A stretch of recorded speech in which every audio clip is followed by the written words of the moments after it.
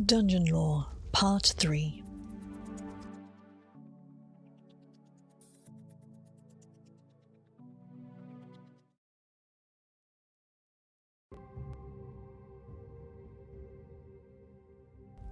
The Thief's God's Treasures by Wayfarers the Voracious Spitter.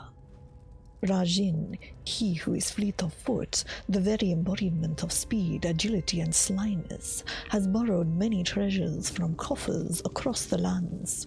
No possession is safe from his desire, not even those of the Daedric princes. Rajin's most well-known plunder was the celebrated Ring of Khajiit, named after our people.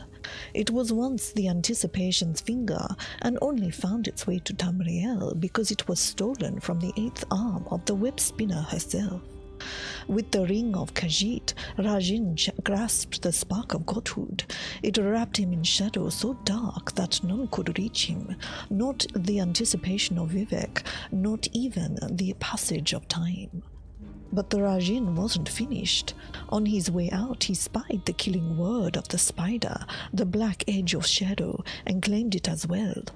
So swift were these takings that the anticipation of Vivek was unaware that anything went missing. Dark and sharp was the anger that flowed, but Rajin was no longer there. Rajin is not cruel or malicious. Sometimes when the moons fit his mood, he gives them back. From the web spinner's threads, Rajin found his way to a land where all the trees had fallen, and the only currency is knowledge. There Rajin pillaged the book of that knows from the one who knows it all, and disappeared amongst the sheaves in the wind. The lord of that land has never stopped seeking his treasured volume, and sometimes when the moons are right, he finds it, because sometimes Rajin gives it back. They say that eventually Rajin took too much, too often, that the Ring of Khajiit tired of his capers. They say that the ring abandoned Rajin as he was surrounded by enemies, that it was his undoing. This one knows that Rajin simply gave the ring back. To all who pass through. I am Duthiel, artisan of Oblivion, and these are my vaults of madness. Look upon them and cower. They were designed to contain my enemies, villains who lived only to inflict misery upon me. The wretches tormented me for years, jeered, prodded, taunted before finally turning the nobles of Wayrest against me. They ruined my career as the preeminent architect in the West. Such was my rage that I sought the Daedra who came to me, offering a pact for my talents. They would capture my tormentors and imprison them here, and in return I would build for them. I accepted gladly. In Wayrest I designed inescapable prisons for law enforcement, opaline palaces for the nobles of the Garden District. My works were heralded as a crossing of artistic perfection and architectural function. But what I've built for the plains of Oblivion is so much more.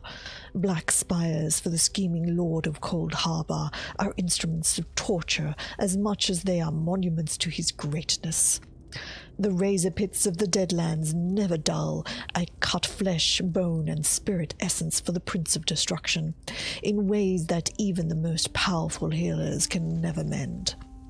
Even so, all of these creations, from the gestating cyst towers of Molag Bal to the sparkling Pelangair Manor in Wayrest, are but baubles compared to the vaults. They are my Daedric Crescent, my Akaviri Warblade, the culmination of my skill, my greatest creation. And they grow only more extraordinary with time. What was once a place of elemental anguish for the three charlatans who ruined my mortal life has grown to become a nexus of torture for all manner of Talmorelic souls. So exquisite is the work that I do in these vaults, that even the Daedric princes send me souls to oversee. And as for you, dear guest, know that the pain you experience here is the result of lifetimes of refinement and iteration. Embrace it and writhe and be awed. To Posterity by Hafara.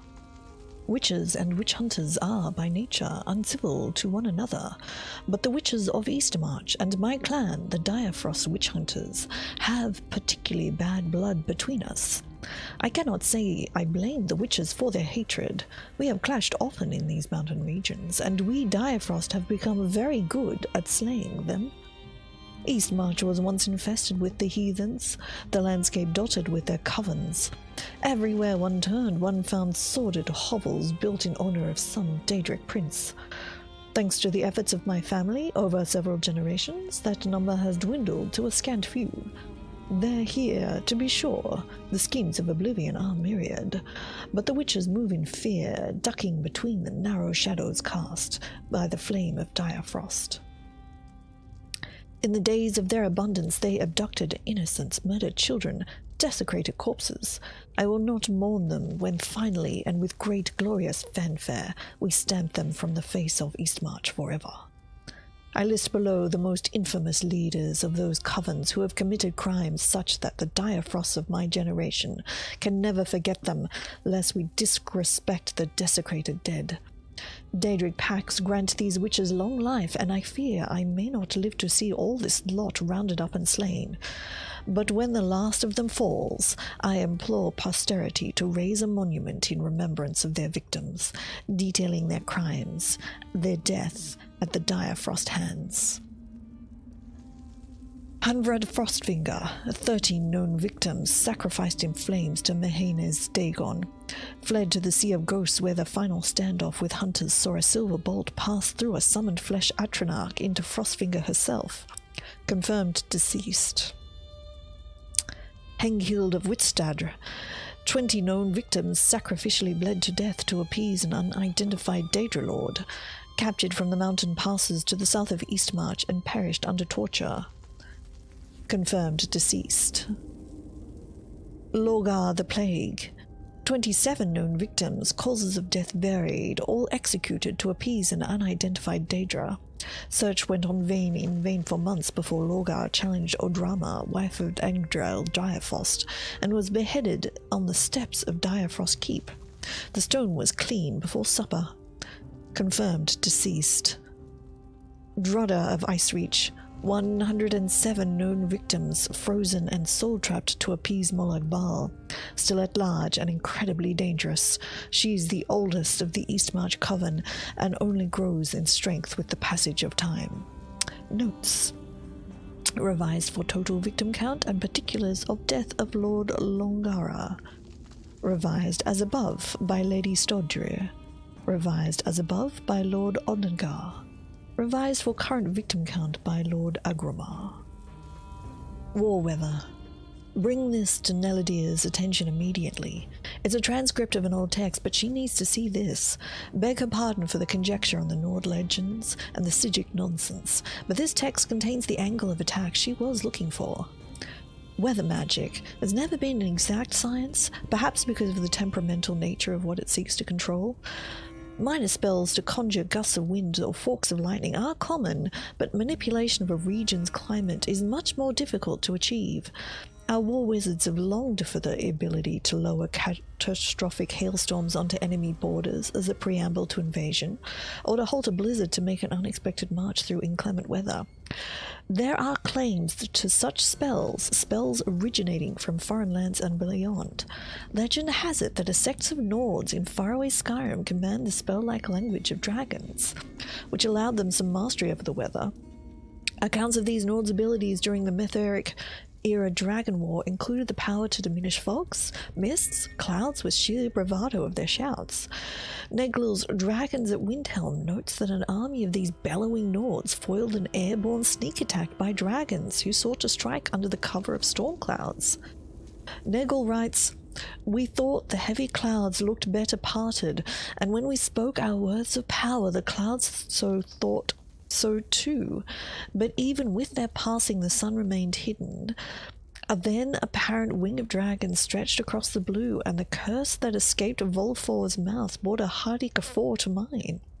Our words of power did not spare us the battle, but they told us the battle was coming, and we joined it gladly." The Maormer lack access to the dragon language, but I have confidence that anything the Nords can accomplish, we can match. Far to the southwest of Skyrim, members of the Stygic Order have been long rumoured to possess the spell cast in the old way of magic that can bend the elements to the user's desire. Our scouts have reported sudden lightning and flash rain turning a small-scale blizzards off the coast of Artaeum for years. It's possible instructional texts on the matter exist, and translating them from the old way into intelligible magic will be difficult, but it would be an excellent starting point. Aracee's The Daedric Primer describes a spell devised by Sheogorath, Daedric Prince, called the Manipulate Weather.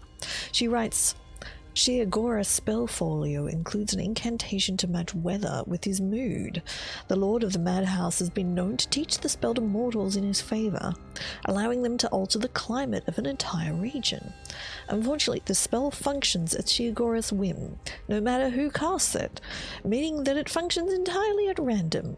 There are stories of his followers trying to stymie flash floods, but summoning torrential rain instead, or trying to put out bushfires and feeding the flames with unwanted lightning storms, to Sheogorath's delight.